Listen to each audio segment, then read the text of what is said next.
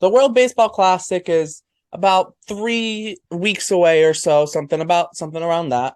And one of the big talking points of the World Baseball Classic is the non-MLB players, because a lot of us here in the US haven't seen many of these guys play, and we don't know much about them.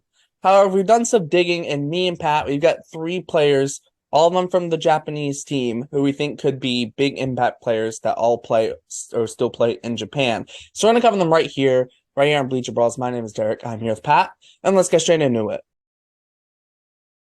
The first thing I want to mention is could have included him, but Lee Jung-hoo, he's a KBO MVP. He's playing for Korea. However, I did a video solely on him previously about a month ago, so I'll leave that in the description. That'll be linked in the description if you want to check that out. So we won't talk about him, but we're going to talk about three guys on Team Japan who seemingly have very bright futures and have been very good in Japan as well, that not a lot of us here in the US know about. So let's start with the first one, Roki Sasaki, starting pitcher in Japan. So 20-year-old, he was 20 years old last year. He threw a perfect game in the NPB. And he also had a 17-inning perfect inning streak that perfect game was a part of. He's 21 years old now, doesn't turn 22 until I think after the season. 2.02 ERA last year in 20 appearances, which was 129 innings. So I'll hand over to Pat. Thoughts on Sasaki, what he could do for the Japan team in WBC, how are you feeling about him? Yeah, I think it's telling that when we were trying to find three guys to kind of dig up that are not a part of Major League Baseball to highlight here that they're all on the Japanese team. I think you're looking at, the American team, the Dominican team, and the Japanese team, I think, as sort of the three powerhouses of this WBC this year.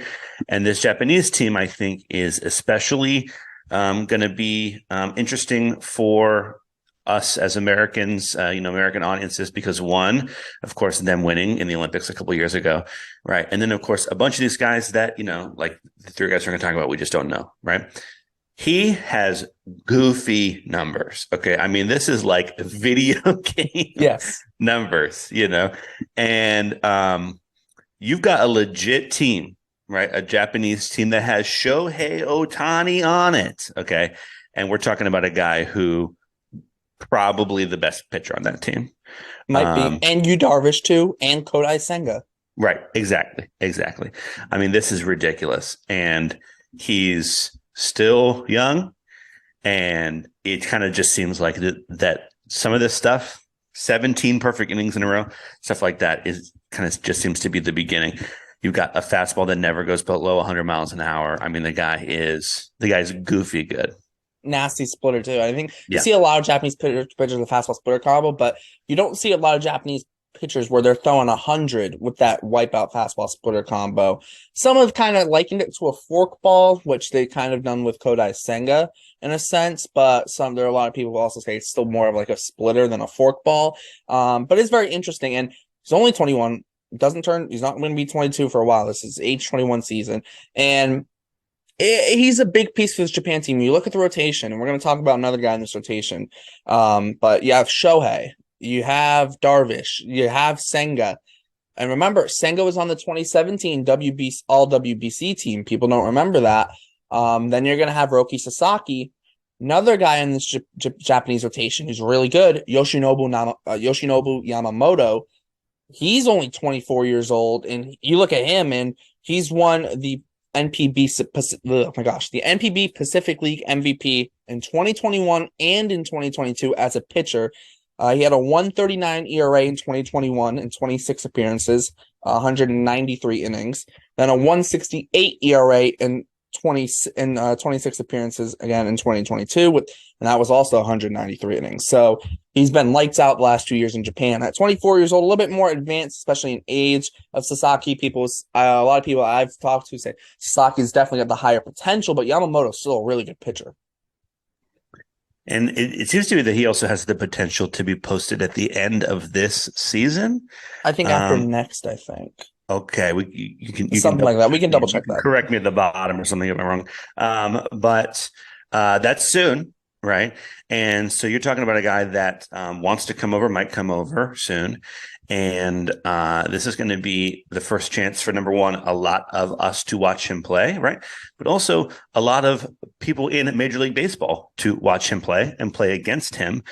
And definitely an opportunity for a lot of scouts, right? This is a guy who's not going to come over cheap.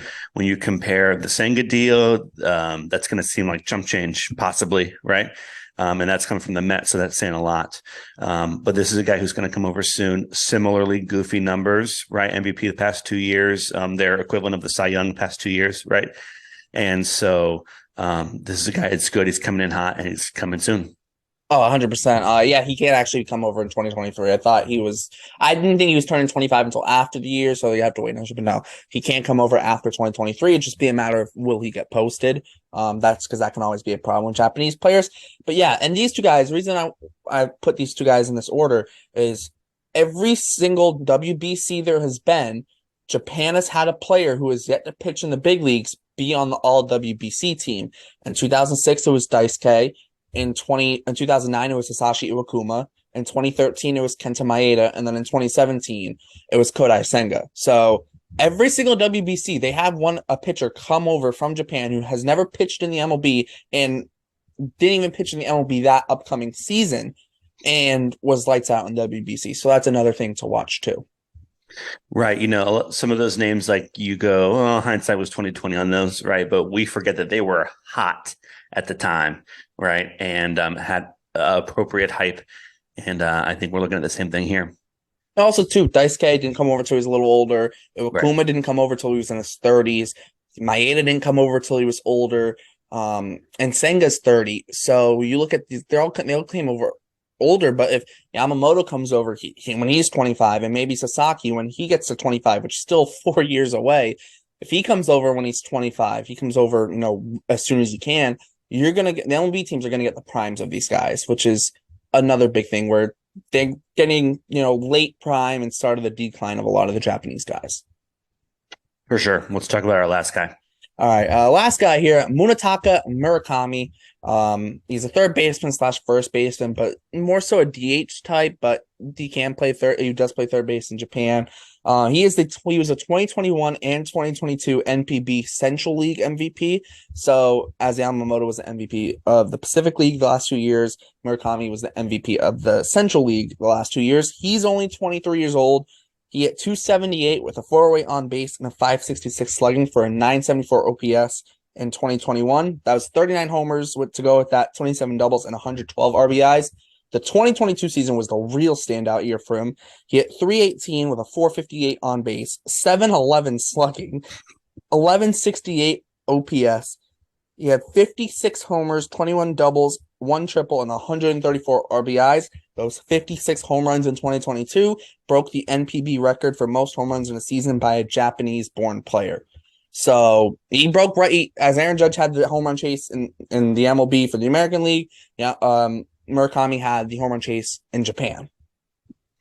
Yeah, and to two of my previous points, right? Number one, potentially coming over. He just signed a 3-year deal and has it written into his contract that he can be posted after the 2025 season when he's old enough, right? So this is going to be, like I said, kind of like a first look, and then 3 more years over there, and then he has his sights on coming over, right, to Major League Baseball. And then my second point, right, that I mentioned before was this Japanese team is going to be scary, right? I mean, once again, I hate to just go back to the Shohei comparison, right? But he's the superstar of Major League Baseball, right? You're talking about a guy that has more power than Shohei Ohtani, right? What makes Shohei so great is that he can do it all, okay? And so it's not fair to pinpoint one thing, right? But when you've got lineups that are built like this and rotations that are built like this, it's going to be tough. Oh, 100%. The only thing I will say with Murakami is there's some strikeout concerns of very high strikeout numbers. When he does come over to the U.S., potentially there is some concern there and concern about defense on the corners. But the bat will play, the power plays, the on-base skills play, and it'll be interesting to see what he does against MLB pitching. And just for the Japanese guys, all these Japanese guys who don't play in the MLB, what they'll do against MLB competition, especially in the later stages of the tournament. This is almost why it's like, it's great that we get to see them against the guys, but why? Oh man, it would be so cool if like Japan could just play like all the games against like the U.S. and the Dominican, and we get like the same like 4 or 5 teams just always playing each other for like 2 3 weeks straight, so we can really see these guys go up against that elite MLB competition. But there's so much talent over there, and there's already these people saying like this Japan team is the best team they've ever had for a World Baseball Classic, and they won the first 2 World Baseball Classics and finished third in the other 2. So if this is their best team, I know everyone's going crazy about the Dominican team, but watch out for this Japan team. Yeah, I mean, I've gone on record before saying I think it's very possible that this Dominican team is the greatest baseball team ever assembled, right? But I'd be more than happy to be wrong if it came to a Japanese team that lived up to this potential and as exciting as we thought that they could be. And you also got to think it's single elimination towards the end, right? So these teams that you want to see, they have to win every ball game once you get out of the group stage to keep watching them. Oh yeah, 100%. And I think Japan's big advantage is their pitching, right? Right. It's their pitching. You know, you look at this rotation, they have a legit 5-man rotation. Not every country in this tournament can say that. You know, Japan's got legit 5-man rotation between Otani, between Darvish, Senga, Sasaki, and Yamamoto. They have a complete lineup. They have a complete roster. So they're right up there. They're favorites of the tournament. They're with the U.S., with the DR. And some people even put Puerto Rico in that conversation, but I think Puerto Rico's still the 4th behind those big 3, but they're definitely in there. Any final thoughts on these 3 guys or just that Japan team in general? Because they have been massively hyped up by a lot of media members too. Yeah, to your point about rotation, I think that like for the American team, I'm pretty sure Adam Wainwright is like our number 3, and so to have a full deep 5-man rotation, it's going to be scary. And what you said about hype, I think we all want them to live up to that hype, and so we'll see. Oh yeah, 100%. It'll be a fun watch. For the World Baseball Classic. Still a little bit of ways away, but we wanted to get this out to you nice and early, especially before our 40 videos. This is the first video of our 40 videos in 40 days. So make sure to stay tuned for all of that. For Pat, my name is Derek. Thanks for tuning in Bleacher Brawls. Check out all our links in the description, and we'll see you next time.